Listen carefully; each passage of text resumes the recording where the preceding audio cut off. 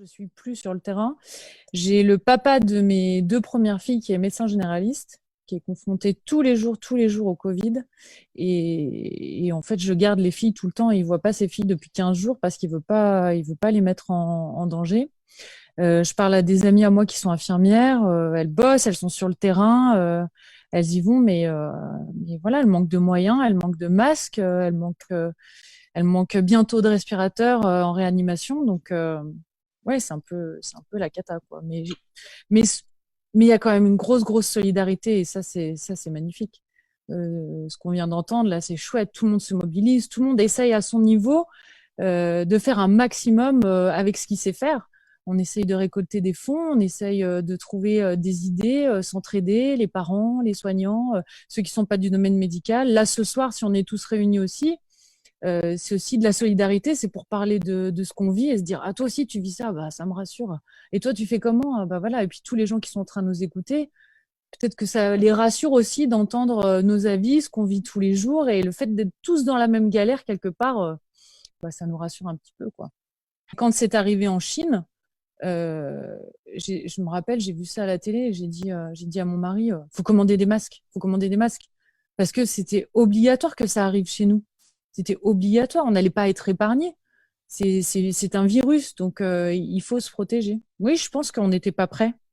On n'était pas prêt et aujourd'hui, on s'excuse auprès de Bachelot parce qu'elle a fait l'erreur de trop commander et de trop mettre de côté, mais on sait pas.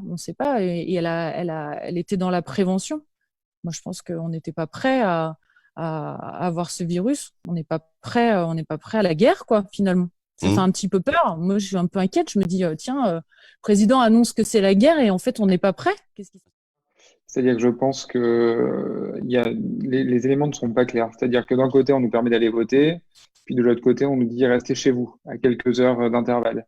Moi, j'aurais préféré qu'on décale les élections, le premier tour des élections municipales, qu'on rentre dans une période de confinement, qu'on fasse une pause durant la campagne électorale et qu'on reprenne ça après ce sujet-là, la campagne et les élections, une fois sorti du confinement, plutôt que de se retrouver dans une organisation pour le bureau de vote qui a été compliqué à mettre en œuvre, même si tout s'est bien passé, qui a quand même soumis des assesseurs à des personnes qui pouvaient avoir des risques d'être porteurs du virus. A priori, à Divonne, ça n'a pas été le cas parce que personne, ça fait 14 jours, donc personne, a priori, n'a été contaminé au moment des élections. Mais ça a été une logistique particulière à mettre en place et surtout, il y a eu un fort taux d'abstention lors de ces élections et je pense qu'on aurait pu éviter cela.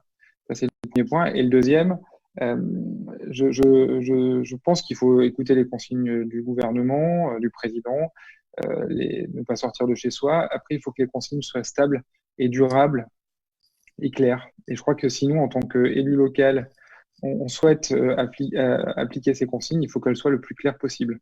Et au démarrage, mais ce qui peut être aussi s'expliquer au regard de l'ampleur de la crise, les consignes n'ont pas forcément toujours été très claires. Maintenant, ce n'est plus le cas, les choses rentrent globalement dans l'ordre et on a des consignes claires à faire appliquer sur notre territoire.